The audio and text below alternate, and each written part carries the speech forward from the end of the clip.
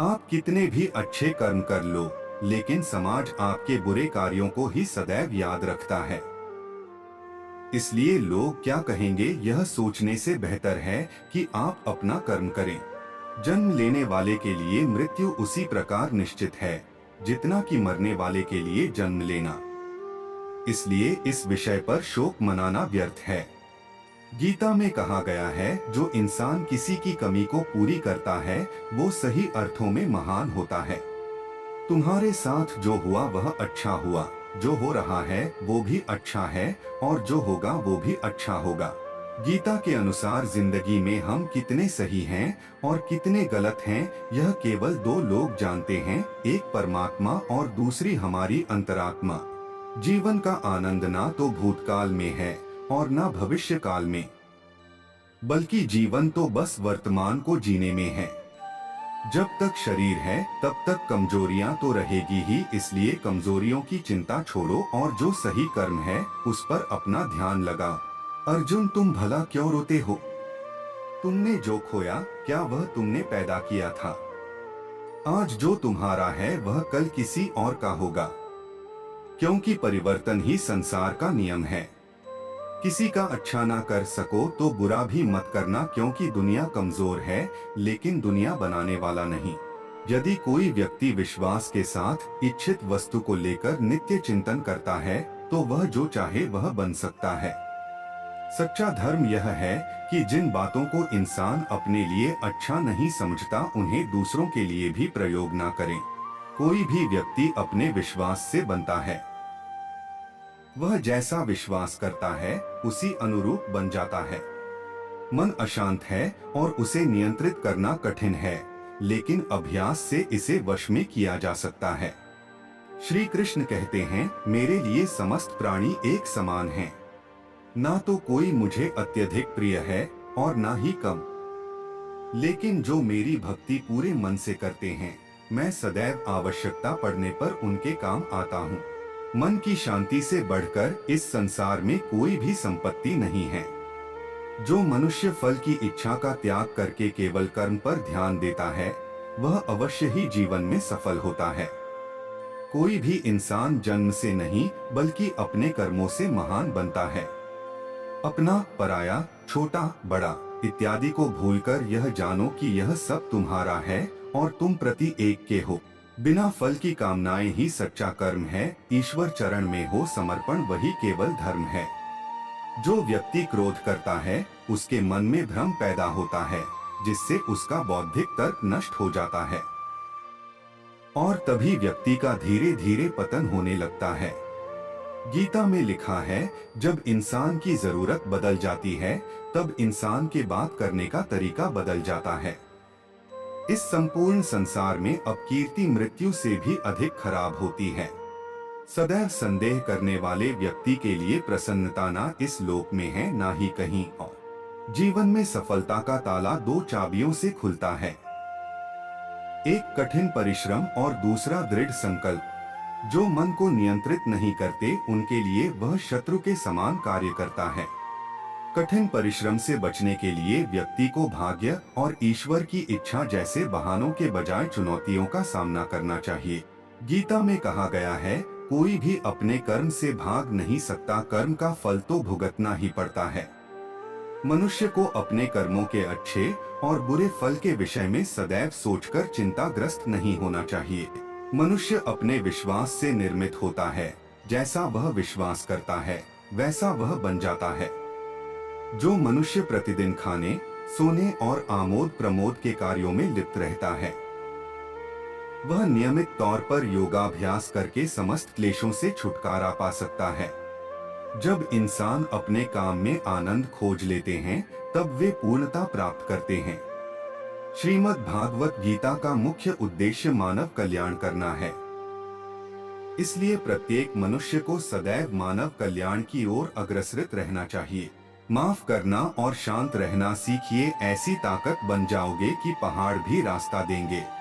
व्यक्ति को अपनी इंद्रियों को वश में रखने के लिए बुद्धि और मन को नियंत्रित रखना होगा। जो होने वाला है वो होकर ही रहता है और जो नहीं होने वाला वह कभी नहीं होता।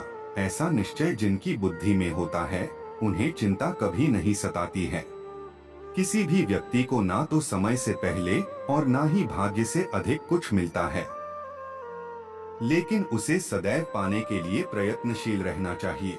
इंसान हमेशा अपने भाग्य को कोसता है, यह जानते हुए भी कि भाग्य से भी ऊंचा उसका कर्म है, जिसके स्वयं के हाथों में है।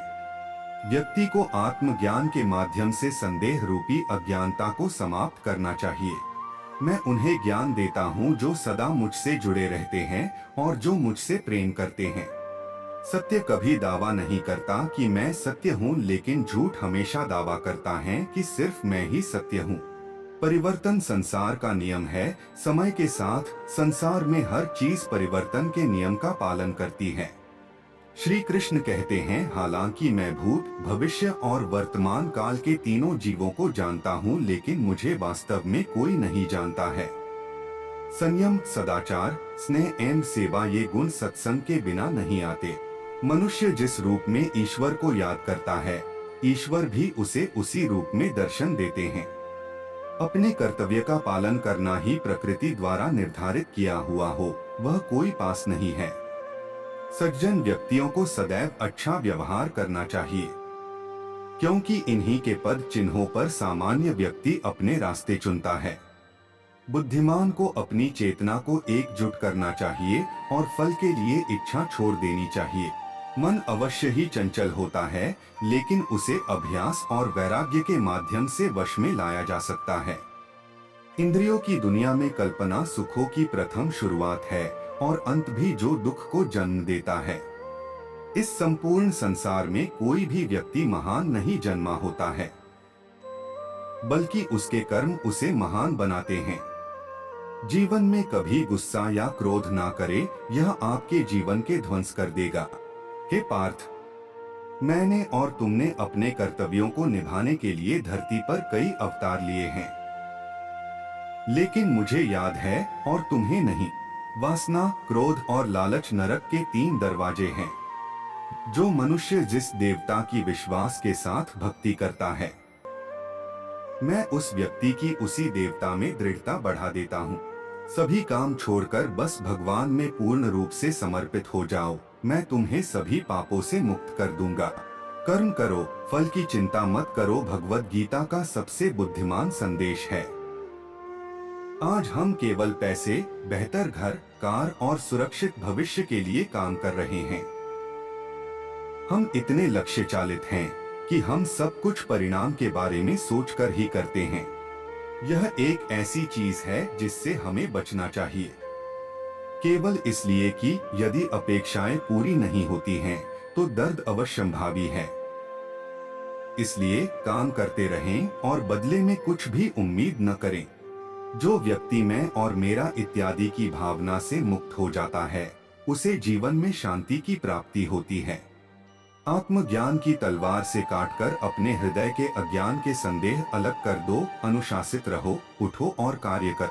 जिस प्रकार से प्राकृतिक मौसम में बदलाव आता है, ठीक उसी प्रकार से जीवन में भी सुख दुख आता रहता है। वह कभी स्थायी नहीं रहते हैं। इस जीवन में ना कुछ खोता है, ना व्यर्थ होता है। जो लोग परमात्मा को पाना चाहते हैं, वह ब्रह्मचर्य का पालन करते हैं। भगवान श्री कृष्ण कहते हैं कि मैं इस संसार की सुगंध हूँ, अग्नि की ऊष्मा हूँ और समस्त जीवित प्राणियों का आत्म संयम हूँ। बुद्धिमान व्यक्ति कभी भी कामुक सुख में आनंद लेते हैं। वह सदैव मोक्ष की प्राप्ति में लगे रहते हैं। वह जो सभी इच्छाएं त्याग देता है, उसे शांति की प्राप्त होती है। संपूर्ण संसार में जब अधर्म और पाप बढ़ता है, तो मैं धर्म की पुनः स्थापना के लिए धरती पर अवतार लेता हूँ। जैसे अंधेरे में प्रकाश की ज्योति जगमगाती है, ठीक उसी प्रकार से सत्य की चमक भी कभी फीकी नहीं पड़ती। इसलिए व्यक्ति को सदैव सत्य बोलना चाहिए। मैं सभी प्राणियों के हृदय में विद्यमान हूँ। जो व्यक्ति मृत्यु के दौरान मेरा नाम लेता है, वह सदैव मेरे ही धाम को प्राप्त होता है, इसमें कोई शक नहीं है। ऐसा कुछ भी नहीं, चेतन या अचेतन, जो मेरे बिना अस्तित्व में रह सकता हो। परिवर्तन ही इस संपूर्ण संसार का नियम है। इसलिए व्यक्ति को कभी अपने वर्तमान पर घमंड नहीं करना चाहिए। जिसने जन्म लिया है उसकी मृत्यु निश्चित है और मृत्यु के पश्चात पुनर्जन्म भी निश्चित है। मनुष्य का संपूर्ण शरीर 5 तत्वों से मिलकर बना है, अग्नि, जल, वायु, आकाश और पृथ्वी। और अंत में उसके शरीर को इन्हीं पंचतत्वों में ही विलीन हो जाना है। व्यक्ति को अपने आप को सदैव ईश्वर को समर्पित कर देना चाहिए, तभी वह दुखों, चिंता और परेशानियों से मुक्त रह सकता है। प्रत्येक बुद्धिमान व्यक्ति को क्रोध और लोभ त्याग देना चाहिए, क्योंकि इससे आत्मा का पतन होता है। श्री कृष्ण कहते हैं, तुम बिना किसी कारण के चिंता करते हो और बेवजह ही घबराते हो।